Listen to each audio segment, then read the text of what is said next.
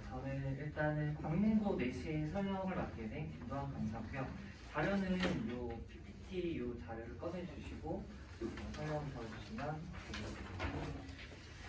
일단 저는 광문고 내신 설명을 할 거지만 그래도 다른 학교 학부모님들께서도 참고할 사항이 있으면 참고해 주시면 감사하겠습니다. 일단 다음 페이지에 보면 목차를 말씀드리면 일단 광문고 1 내신 시험이 전반적으로 어떻게 출제되는지 먼저 설명을 드릴 거고, 그다음 실제 문제를 좀 스캔을 해와서 실제 문제를 통해서 어떻게 출제가 되는지 보여드릴 예정이고요. 그래서 제일 중요한 광문고 내신 어떻게 대비해야 되는지, 그리고 제가 실제로 어떻게 대비하고 있는지, 그다음에 마지막으로 이제 질의응답 이렇게 해서 마무리하도록 하겠습니다. 일단 광문고는 제가 봤을 때는 이 지역의 완전 명문고다라고 말할 수는 없겠지만, 그래도 작년에도 서울대 1명, 그다음에 의체학과 8명, 그다음에 고려대 2명 등등 이제 명문고에 매해마다 몇 명씩 이렇게 좀 꾸준히 보내고 있는 학교고, 그다음에 어머니께서 알다시피 이제 일반고 중에서는 그래도 좀 괜찮은 학교다라고 말씀드리고 싶고, 그리고 작년에도 애들을 하는 걸 보면 학교에서도 그래도 여러 가지 창제 활동이라든지 이렇게 해서 좀 학생부 쪽으로 좀 관리를 어느 정도 좀 해주고 있어서 일반고 중에서는 괜찮은 학교다라고 말씀을 드릴 수 있겠습니다. 그러면 지금부터 어떻게 이제 광문고 내신이 출제되는지에 대해서 이야기를 좀 해드리겠습니다. 광문고 내신은 전반적으로 좀 평이한 수준입니다. 그래서 평이한 수준이라고 하는 건 뭐냐면, 일단 중간고사, 기말고사 이제 내신 시험을 봤을 때 1등급 커트라인이 그렇게 막 높지는 않다라고 이제 말씀을 드릴 수 있을 것 같아요. 그래서 평이한 수준이지만 그래도 시험 범위가 좀 많은 편에 해당이 됩니다. 밑에 나오겠지만 광문고는 이제 교과서 내신 뿐만 아니라 모의고사에도 이제 매 출제가 되기 때문에 교과서에서 70에서 이제 75% 정도가 출제가 되고, 그다음에 매 시험마다 모의고사에서 기출 모의고사에서 25%에서 30%가 출제가 됩니다. 그래서 작년 같은 경우는 모의고사가 한 많게는 3개년 동안, 그다음에 이제 3개년 중에서 특정 월에 해당되는 예를 들면 2018, 2019, 2020 행정, 그다음에 3월 문학 파트 이런 식으로 출제가 되기 때문에 좀 시험 범위가 많은 편에 해당이 됩니다. 그다음에 네 번째 보시면 이제 내신형 문제 플러스 수능형 문제로 출제가 되는데, 내신형 문제는 아무래도 이제 내신 시험이다 보니까 딱 봐도 딱 봤을 때 이제 내신형 문제다라고 알 수 있을 만한 그런 문제 플러스 아까 이제 모의고사가 같이 출제된다라고 말씀드렸잖아요. 그래서 광문고에서는 이거를 좀 평가하고 있는 것 같습니다. 지금 내신 시험이니까 내신 문제도 너희가 맞춰야 되지만 내신뿐만 아니라 너희가 이제 수능 공부도 해야 되니까 수능형 문제도 풀어낼 수 있는 능력을 갖춰야 된다. 그래서 내신과 수능 이 두 가지를 동시에 평가할 수 있는 그런 시험이다라고 이야기해 볼 수 있겠습니다. 그 다음에 이제 중간고사, 기말고사 난이도 관련해서 좀 설명을 드리면, 중간고사는 상당히 좀 쉽게 출제가 되는 편입니다. 그래서 중간고사 1등급 컷은 한 개 틀리거나 아니면 100점 정도에 형성되어 있어요. 그래서 중간고사는 그야말로 실수 하나 차이로 등급이 왔다 갔다 하는 그런 부분이 있기 때문에 중간고사에서 좀 평이하게 출제했을 때 최대한 좀 100점에 가까운 점수를 받아줘야 되고요. 그 다음에 기말고사는 좀 중간보다는 좀 어렵게 출제가 됩니다. 근데 기말고사는 이제 중간 플러스 기말 플러스 수행평가까지 합쳐서 이제 산출이 되어서 나오기 때문에 기말고사에서 적어도 한 90점 초반대까지는 좀 맞아줘야 안정적으로 좀 1등급이 가능하지 않을까 생각이 듭니다. 다음 페이지 보시면 조금 더 구체적으로 이제 선택형 문제 출제 경향에 대해서 좀 말씀을 드릴게요. 선택형이 이제 객관식 문제를 말하는 거고요. 문학 같은 경우는 교과서 범위 내에 있는 부분은 이제 내신형 문제 플러스 모의고사형 문제가 이제 섞여서 출제가 되는데, 광문고는 그래도 이제 내신형 비중 출제 유형이 훨씬 높은 편에 해당이 됩니다. 그래서 내신형 문제를 확실하게 맞추려면 교과서 안에 있는 시험 범위를 정말 좀 철저하게 암기를 해야지 그 문제를 다 맞출 수가 있습니다. 그리고 모의고사 같은 경우는 아까 모의고사도 출제 범위에 이제 해당이 된다라고 말씀드렸잖아요. 그래서 모의고사는 이제 실제로 출제되었던 모의고사를 그대로 내지 않고 선택지에 있는 내용을 선생님들이 이제 변형을 해서 자, 그렇게 출제를 합니다. 그래서 저 같은 경우는 이제 모의고사 이 출제되는 그런 걸 대비해서 모의고사 변형 문제를 같이 제공해서 이 모의고사 범위 문제들에 적응할 수 있도록 그렇게 하고 있습니다. 그 다음에 문법 같은 경우도 이제 내신형 플러스 모의고사형 문제가 나오는데 확실히 문법은 암기가 상당히 중요한 파트이고 아까 제가 기말고사 그 난이도가 더 높다라고 말씀드렸잖아요. 그래서 관문고 같은 경우는 기말고사에 항상 문법 파트가 끼어 들어가 있기 때문에 문법이 상당히 좀 그 비중이 높다라고 볼 수 있겠습니다. 그래서 모의고사형보다 내신형을 이제 실제로 출제가 됩니다. 그래서 문법은 이제 암기를 철저하지 않으면 그만큼 이제 좋은 점수를 받기 어려울 수 있다고 말씀드릴 수 있겠습니다.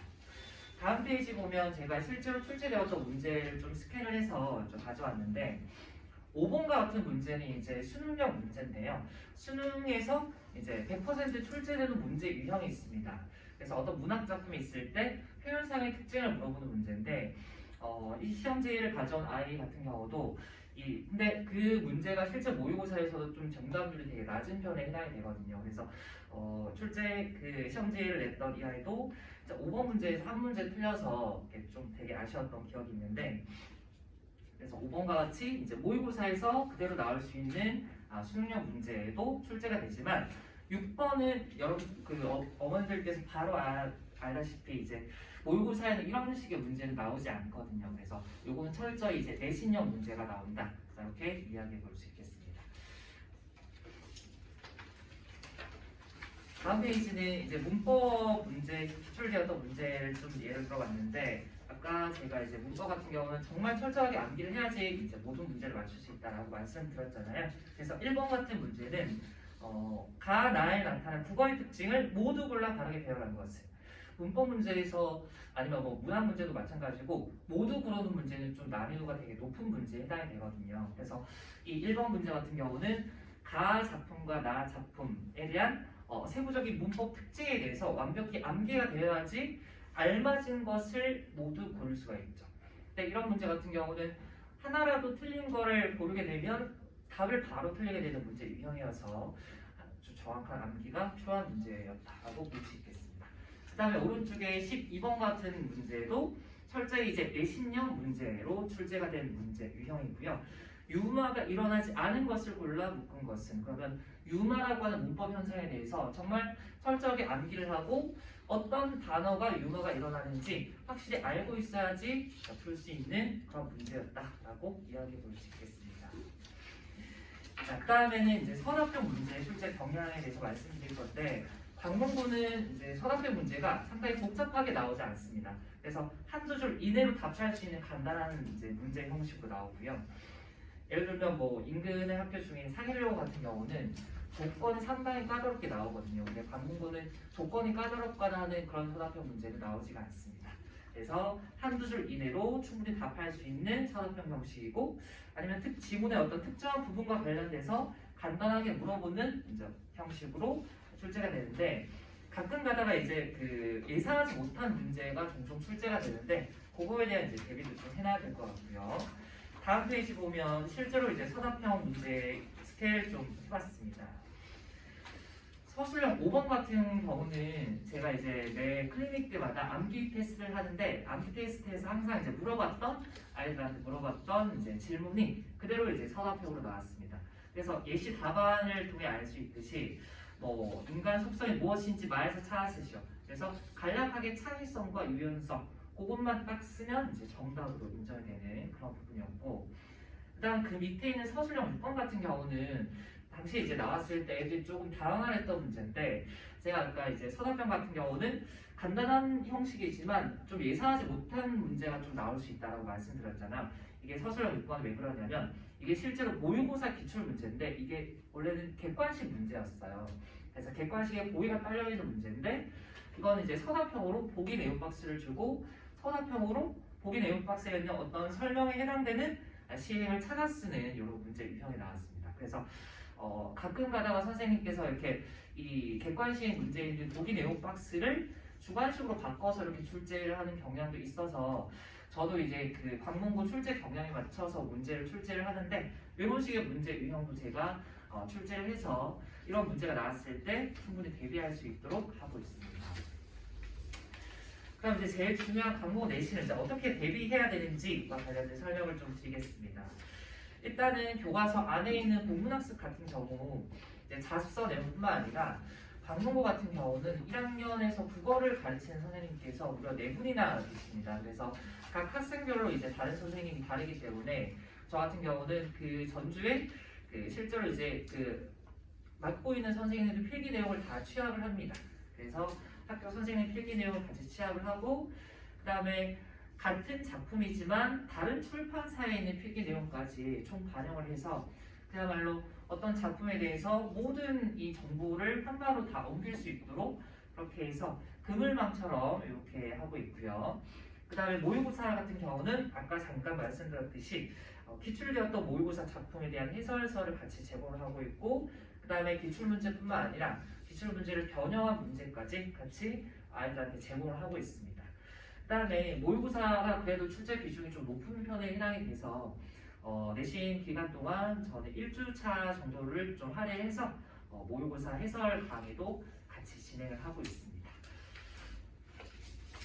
자, 그 다음으로 과제에 대해서 좀 설명을 드릴 텐데 저는 이제 과제가 좀 제일 중요하다라고 생각이 듭니다. 관문고 학생뿐만 아니라 이 모든 이 그 학생들이 정말 과제를 좀 잘 해와야 되거든요. 과제는 같은 경우는 이제 주 교재가 저희 학원에서 나오는 내신 대비 문제집이 있습니다. 그래서 그 문제집 안에는 이제 서울 주요 소재 각 학교에서 기출되었던 문제들이 총 망라되어 있고, 그다음에 그 기출 문제집에 있는 문제를 풀면서 이 학교 스타일뿐만 아니라 다른 학교 스타일의 어떤 내신 문제까지 익힐 수 있도록 적응할 수 있도록 그렇게 이제 문제를 풀리고 있고. 그다음에 부교재는 이제 자습서와 평가 문제집은 필수로 사야 됩니다. 그래서 자습서와 평가 문제집은 가장 기본적으로 아이들이 이제 배웠던 내용을 확인할 수 있는 정도의 수준이기 때문에 반드시 풀어야 되고, 그다음에 부교재가 또 하나가 더 있는데 저 같은 경우는 학교별로 이제 매주마다 워크북을 나눠주고 있습니다.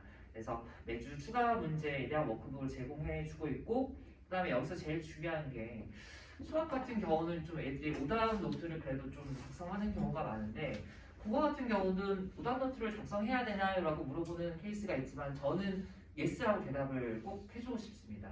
왜냐하면 국어도 틀린 문제에 대해서 반드시 짚고 넘어가야지 다음에 그 틀린 문제를 안 틀리기 때문에, 그래서 이 워크북 안에는 제가 이제 만든 오답 노트 양식이 있습니다. 그래서 그 틀린 문제에 대해서 오답 노트를 좀 작성을 해서 틀린 문제를 완벽하게 이해하고 넘어갈 수 있도록 그렇게 대비를 하고 있습니다.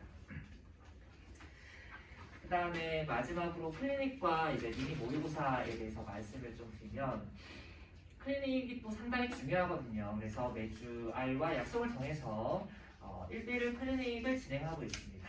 그래서 클리닉 때 와서는 제가 1대1 상담까지 좀 진행을 하고 있는데 시험 기간에는 정말 과제 양이 엄청 많거든요. 국어뿐만 아니라 수학도 해야 되고 영어도 해야 되고, 특히나 수학 같은 경우는 제가 알기로는 학원마다 다르겠지만 문제를 몇백 문제까지 그렇게 푸는 경우도 많더라고요. 그래서 정말 계획을 좀 잘 세워서 공부를 해야 되는 기간이 이제 그 내신 대비 기간이라서 이 아이가 좀 계획을 잘 세워서 공부를 하고 있는지에 대해서 1대1 상담을 좀 진행을 하고, 좀 부족한 면이 있거나 좀 안 되는 점이 있으면 제가 이런 식으로 해야 된다라고 하는 조언을 같이 이제 주고 있습니다. 그래서 멘탈 관리도 좀 될 수 있도록 그렇게 진행을 하고 있고, 제가 클리닉 때 푸는 모든 문제는 개별 첨삭을 제가 일일이 다 진행을 하는데, 개별 첨삭을 하다 보면 이 아이가 이 지문에서 어느 부분을 놓치고 있고, 그 다음에 또 문제를 풀 때 어떤 점을 좀 놓치고 있는지를 제가 좀 잘 알 수 있거든요. 그래서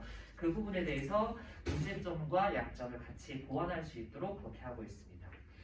클리닉을 와서 어떻게 하냐면, 일단은 저번 주에 배웠던 내용을 일단은 공부할 수 있는 시간을 조금 주고 암기 테스트를 저는 먼저 보는 편입니다. 왜냐하면 본문 내용을 암기하는 게 제일 일단 기본적으로 돼야 되기 때문에, 그래서 암기 테스트가 다 끝나면 그 다음에는 고난도 문제 유형에 대해서 문제를 풀고 틀린 문제에 대해서 제가 첨삭을 하고 어떤 점을 보완해야 되는지 마지막으로 저랑 같이 정리를 하고 그 다음에 이제 귀가를 하는 식으로 이제 진행을 하고 있습니다.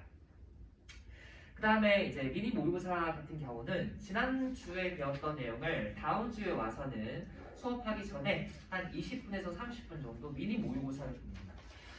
미니 모의고사는 실제로 그 학교에서 기출되었던 문제 플러스 그 기출 유형과 동일한 문제 유형을 제가 일일이 직접 문제를 만들어서 10문항 정도로 해서 직접 제작을 하고 있고 그냥 제가 처음에 A4 용지로 이렇게 시험지를 만들었을 때와는 달리 어떤 애들 보면 평소에는 되게 문제를 잘 푸는데 학교 시험지 그 시험지 질감이 다르잖아요. 그래서 그 시험지만 보면 손이 덜덜 떨려서 좀 실전에 좀 약한 애들이 좀 많더라고요. 그래서 저 같은 경우는 이 미니 모의고사도 미니 모의고사지만 실제 시험지와 동일한 양식, 그 다음에 그 질감도 이렇게 그 흰 A4 용지가 아니라 실제 치는 이 질감과 똑같은 이 시험지를 통해서 좀 실전 감각을 키울 수 있도록, 그 다음에 우리 학교에서 기출되었던 문제 유형에 대해서 충분히 대비할 수 있도록, 적응할 수 있도록 그렇게 해서 미니 모의고사를 보고 있습니다.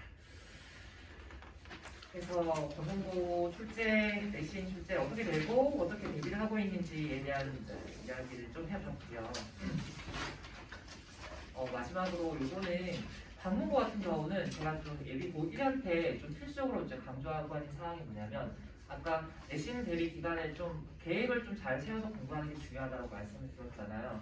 이렇게 계획을 세워놓고 공부를 하지 않으면 저는 좀 너무 끌려다니는 공부를 하는 것 같은 느낌이 들더라고요. 그래서 이 공부하느라 치고 저 공부하느라 치고 하면서 자기가 좀 주도하는 이 공부가 아니라 그야말로 정말 울며 겨자 먹기 식으로 그렇게 공부하다가 좀 지치는 애들이 너무 많은 것 같아서 저는 좀 스터디 플래너를 적극적으로 활용하는 걸 좀 추천을 드리는데 제가 알기로는 관문고 같은 경우는 신입생들한테 전부 이제 플래너를 그 하나씩 나눠주는 걸로 알고 있어요. 그래서 관문고는 그 학교에서 나눠주는 플래너를 통해서 이제 계획 세워서 이제 공부를 하면 되고 다른 학교 학생들 같은 경우도 뭐 페이퍼리라든지 아니면 문구점 가면 뭐 플래너 양식 되게 많으니까 그거를 좀 사서 꼭 플래너에 맞춰서 좀 끌고 갈 수 있는 그런 좀 공부를 했으면 좋겠습니다.